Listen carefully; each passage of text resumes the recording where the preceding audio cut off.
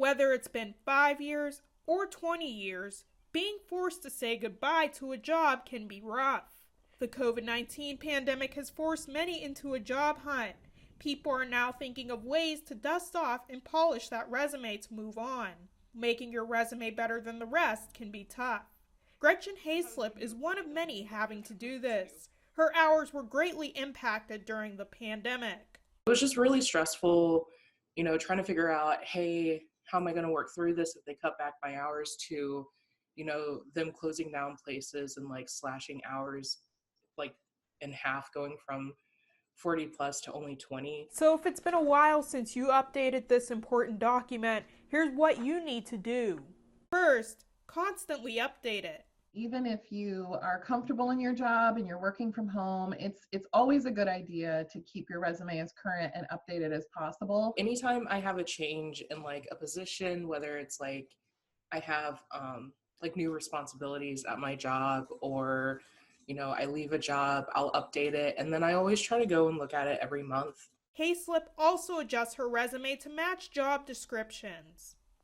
It was just like a lot of editing my resume per job I apply to. It's important to keep your document relevant for the job you're going for. Make sure that the way you're describing your experience and the way you're describing your background is incorporating the skills that are most relevant to your profession. So that's something I think a lot of people struggle with, is when they think about how they describe what they've done, sometimes they tend to write that almost like a job description, when really what you want to think about is some questions you can ask yourself, which is, what did I accomplish and what did I learn? onetonline.com is a great tool to help with this. Another way to build your chances in a time that opportunities seem limited is through online networking. Networking never stops.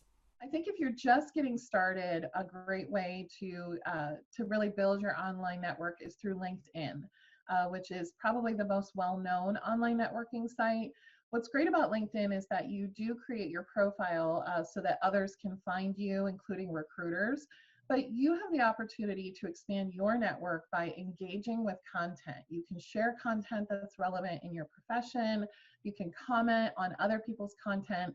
And you can also use tools to find people who work in your field, in your profession. Keep in mind that there are credible job boards out there for you to use. Definitely visit pacareerlink.gov. There is obviously lots of jobs posted there, and they're also hosting free virtual career fairs now, which is something that's great because that gives you the opportunity to actually engage with employers in a more meaningful way. You can also use data aggregating job sites. Those are the ones that are really common, for example, Indeed.com. But expand your horizons beyond those too.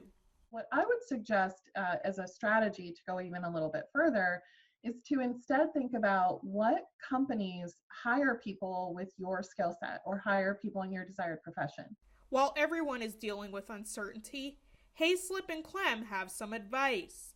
Anything you find, honestly, just apply for it, because you would be surprised like how good of a job it is, or if you go there, they might offer you a full-time position. Even though things are really uncertain, there's never been a better time to think about developing your skill set. Odessa Meredith, YourErie.com.